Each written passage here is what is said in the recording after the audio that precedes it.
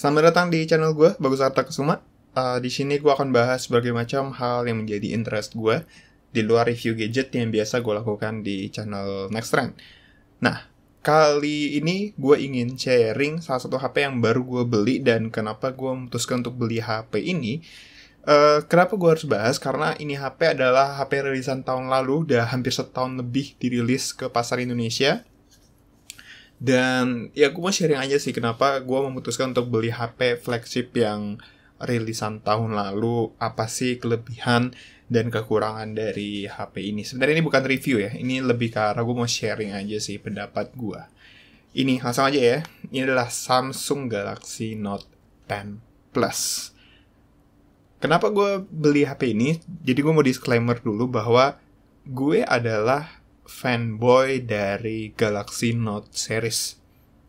Iya, gue fanboy. Kenapa? Karena menurut gue Galaxy Note itu punya semua dari apa yang gue butuhkan.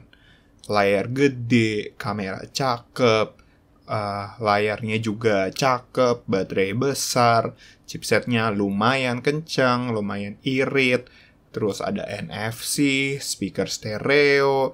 Ya sebenarnya standar flagship sih. Flagship juga banyak yang kayak gitu.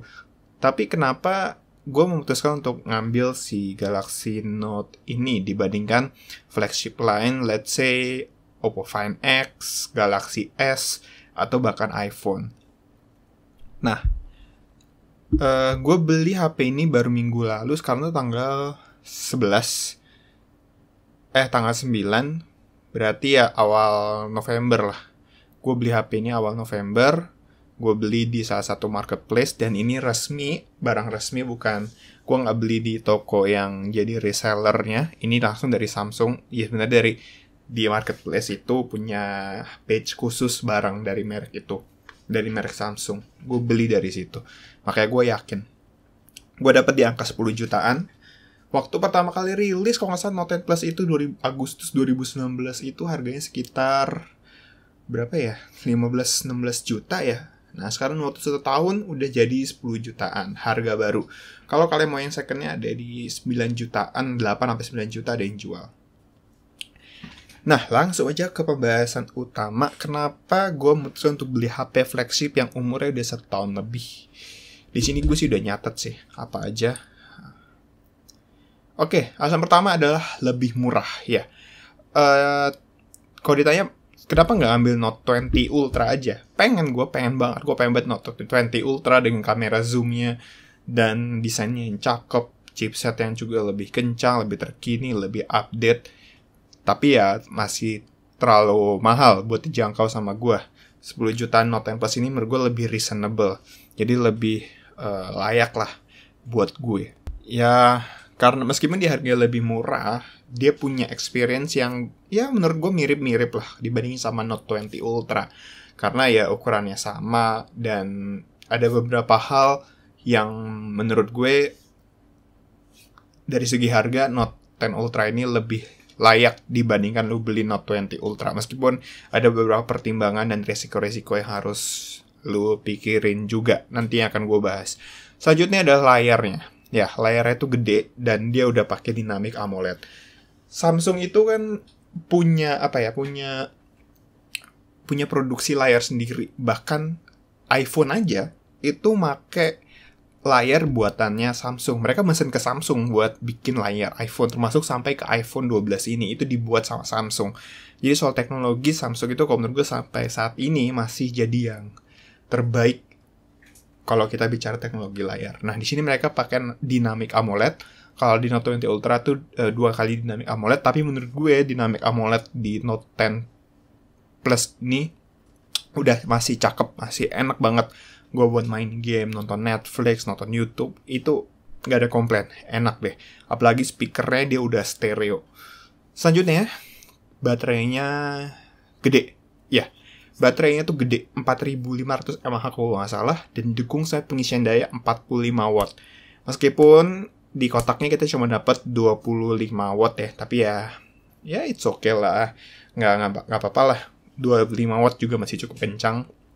Yang penting dapat gratisan, karena kalau misalkan gue harus beli adapter lagi yang 45 watt, Itu harganya sekitarnya 300-400 ribu ya yang bagus. Karena kalau untuk charger gue nggak mau yang abal-abal.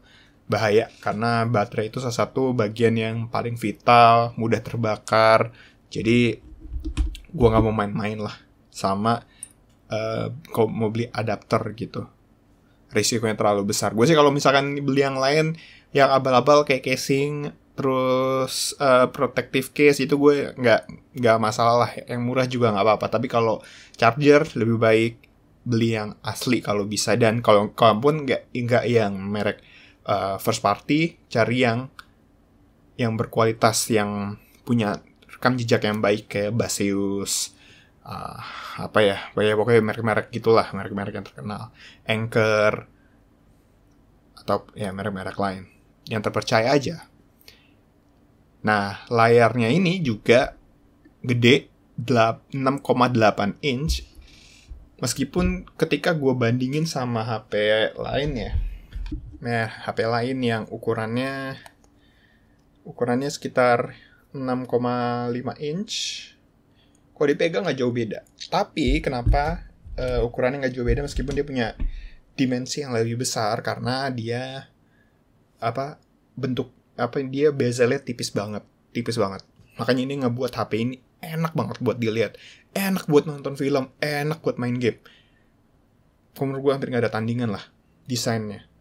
Terus dia juga kotak. Nah itu, gue yakin gak semua orang suka sebenarnya desain HP yang mengkotak. Karena lu kalau ngeliat HP flagship zaman sekarang, kiri kanan ujung-ujungnya itu pojoknya pasti melengkung kan.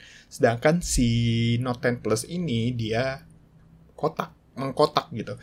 Ini menurut gue membuat dia tuh beda dari HP-HP lain, HP-HP Cina kayak HP-HP mana kayak. Jadi desain kotak ini sebenarnya mengingatkan gue sama HP-HP Jepang kayak Sony itu kan kotak ya, selalu dia runcing-runcing secara desain. Dan gue ada pengguna Sony Xperia ZL, dan menurut gue tuh HP luar biasa cakepnya. Sekarang makanya gue suka banget sama HP yang desainnya kotak, karena selain cakep, beda sama HP-HP Android lainnya. Bahkan iPhone aja juga, ya kalau dibandingin iPhone gue lebih suka ini sebenarnya. Tuh. Dan dia layarnya juga curve, tapi kalau menurut gue curve-nya masih nggak terlalu berlebihan lah. Pas kecil, tapi tetap cakepnya kelihatan. Desain efek 3D-nya tuh masih berasa. Selanjutnya kamera cakep. Iya, kameranya cakep. Gue nggak tahu harus ngomong apa lagi. Ini harus lihat aja gambar-gambar yang gue ambil menggunakan Note 10 Plus. Cakep-cakep kan gambarnya. Nah, itulah. Dia tuh cuma 3 kamera belakangnya. Ada kamera biasa 12 megapiksel, kamera telenya cuma 2 kali optical zoom, terus sama kamera ultra wide semuanya 12 megapiksel kalau nggak salah. Dan yang telenya cuma 2 kali optical zoom, beda sama yang Note 20 Ultra yang udah berapa kali ya? 5 kali ya nggak salah. 5 kali optical zoom. Tapi ya itu harganya. Lalu S Pen. Ini S Pen menjadi salah satu pertimbangan gue ketika beli si Note 20 Ultra ini. Kayaknya Samsung Note doang deh masih dikasih S Pen atau stylus bawaan. Beberapa bilang, aduh kalau nggak nulis Note, kayak percuma deh beli Note series, mending beli Galaxy S series.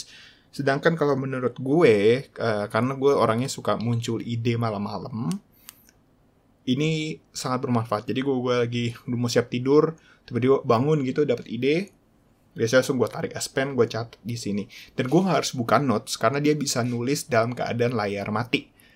Itu yang menurut gue, nanti dia langsung ke save di notes gitu. Ini yang cakep banget.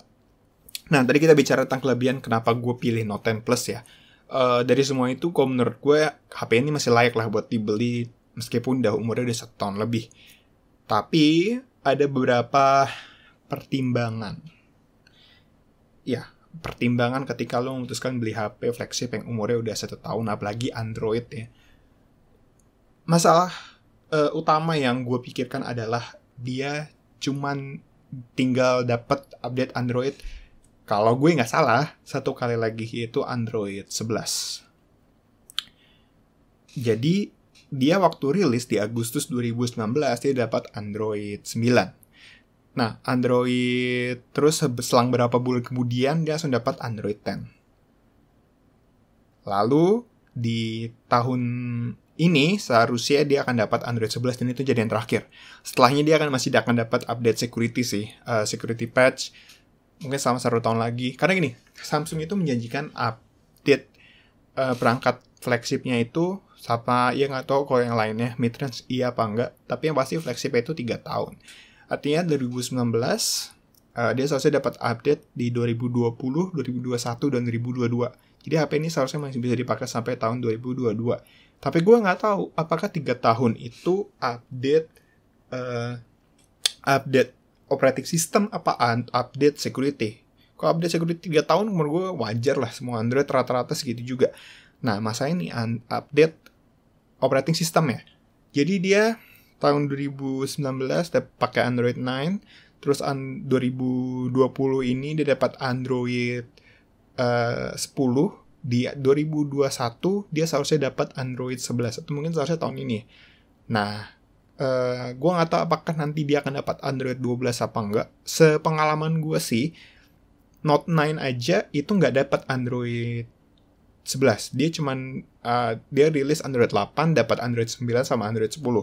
Nah, begitupun di Note 10 Plus ini, gue meyakini sih kayaknya dia akan dapat Android, dia dirilis dengan Android 9, dia akan dapat Android 10 dan Android 11. Android 12 apakah akan dapat? Gue nggak tahu, tapi nanti kita lihat aja. Tapi feeling gue sih nggak dapat, karena baik banget. Karena bagaimanapun Android itu nggak sebaik Apple ya. Apple tuh kan sampai 5 tahun kok nggak salah dia dapat update iOS. Temen gue yang pakai iPhone SE 2000, berapa sih iPhone SE yang generasi pertama lah pokoknya, masih dapat loh iOS 14 di tahun ini. Gila, itu baik banget sih Apple ya. Tapi mungkin itu memang karena dia chipsetnya desain sendiri, terus operating sistemnya dia desain sendiri, jadi lebih fleksibel. Dia bisa nentuin sendiri. Sedangkan ini Google kayaknya cuman ya punya beberapa persyaratan tertentu sampai sebuah perangkat atau chipset lebih tepatnya bisa dapat update operating system Android.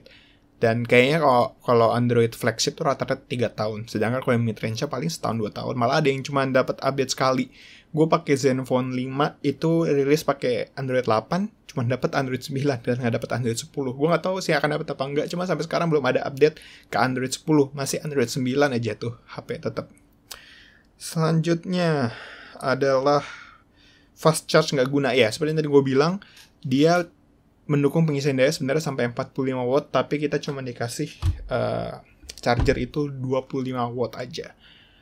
Ya sebenarnya nggak lambat-lambat banget sih, gue masih merasa cukup 25 watt. Gue ngisi 0 sih, ya paling 5% sampai 100%. Itu di bawah 1,5 jam, sekitar 1,5 jam lah. Itu menurut gue udah cukup cepat dan tidak terlalu lama juga buat gue. Tapi kalau misalnya kalian merasa terlalu lama, ya bisa aja sih beli adapter 45 watt. Tapi gue merasa nggak butuh dan nggak perlu 45 wattnya itu. Sedangkan Note 20 Ultra aja mentok di 25 watt. Samsung kayak udah mulai masih pertanda nih, pelit-pelit ngasih teknologi pengisian daya ya. Kayaknya bakal mentok aja di 25 watt nih sampai S21. Terakhir, ya nggak praktis. Ya gimana ya? Di satu sisi gue sebenarnya senang HP ukuran besar ya. Cuman HP besar itu permasalahannya nggak praktis aja sih. Handlingnya mengerikan. Terus mengerikan kenapa gue takut jatuh, kan ini gede banget nih. Tuh, ini jari gue nggak bisa ketemu. Bisa nih. Jari gue bisa ketemu kalau HP-nya. Tapi ini karena dia casingnya gue pakai case bawaan sih. Rencananya gue pengen ganti, cuma ntar aja. Kalau gue pakai casing yang biasa gue pakai, gue suka casing Armor. Kenapa? Karena gue trauma punya HP baru berapa bulan kebanting layarnya pecah. Jadi menurut gue ya udah beli yang Armor aja sekalian. Nah itu mungkin akan lebih tebal lagi. Si Note 10 Plus ini punya layar 6,8 inch dan dia cukup tebal. Bukan tebal, gede. Kok tebal sih enggak ya, HP-nya nggak tebal nih. Menurut gue cukup tipis ya. Tapi karena dia gede layarnya, nah membuat HP ini cukup susah. Kalau misalkan gue sih belum coba bawa HP ini buat aktivitas sehari-hari kayak kerja gitu ya, karena kantor gue masih menerapkan WFH. Tapi gue yakin kalau misalkan nanti gue udah ngantor, gue masukin HP ke kantong, nah itu pasti nggak enak tuh rasanya tuh. Ini HP karena tebel banget. Ya gitu aja sih sebenarnya. Ya, tapi gimana ya, gue karena tangan gue tuh gede gitu, gue tuh nggak bisa pakai HP yang kecil. Kalau dulu bisa, karena mungkin nggak ada pilihan lain. Cuma sekarang karena kebiasaan yang HP yang ukuran layarnya besar 6,4, 6,5, ya jadi gue pindah ke HP yang ukurannya di bawah 6, ukuran 6 inch aja. 6 inch itu udah rasanya udah aneh gitu. Itulah juga alasan kenapa gue mau beli iPhone SE 2020 tuh mikir gitu. Ini HP kecil banget, 4,7 inch. Dan iPhone 12 mini juga lebih kecil lagi. Meskipun ya layarnya lebih besar sih, cuman secara dimensi ukuran dia akan lebih kecil lagi.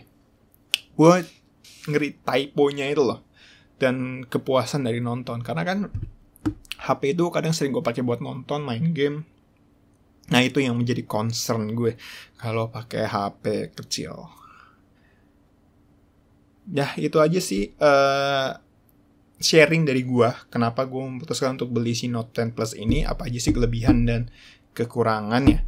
Kalau kalian pengguna lama Note 10 Plus, boleh juga tulis kolom komentar. Sharing juga gimana sih rasanya pakai HP flagship yang umurnya udah 1 tahun lebih. Apakah worth it atau enggak? Kalau menurut gue sih, ini gue sekali menyimpulkan bahwa Note 10 Plus ini masih sangat worth it buat dibeli di tahun 2020. Kecuali kalau lo punya concern sama update Android, lo berencana mau pakai HP ini mungkin ya 3-4 tahun gitu. Kalau menurut gue gak worth it sih Note 10 Plus. Tapi kalau lo nyari fitur layar besar buat kegiatan entertainment lo sehari-hari atau kebutuhan lo produktivitas, ini layak banget. Lagi harganya udah murah, 10 juta doang. Kalau beli second ada 9 juta, 8 juta. Kalian cari aja di marketplace. Tapi saran gue sih beli yang baru aja. Karena ya untuk lebih aman aja sih. Dan ini gue juga dapetnya masih di toko resmi loh. Toko resmi masih jualan Note 10 Plus. Oke, udah segitu aja sih dari gue. Terima kasih ya sudah nonton sampai selesai. Jangan lupa like dan share video ini. Subscribe juga kalau belum dan tekan tombol loncengnya supaya nanti kalau ada video baru kalian langsung tahu. Terima kasih sudah nonton. Sampai jumpa di video-video gue berikutnya.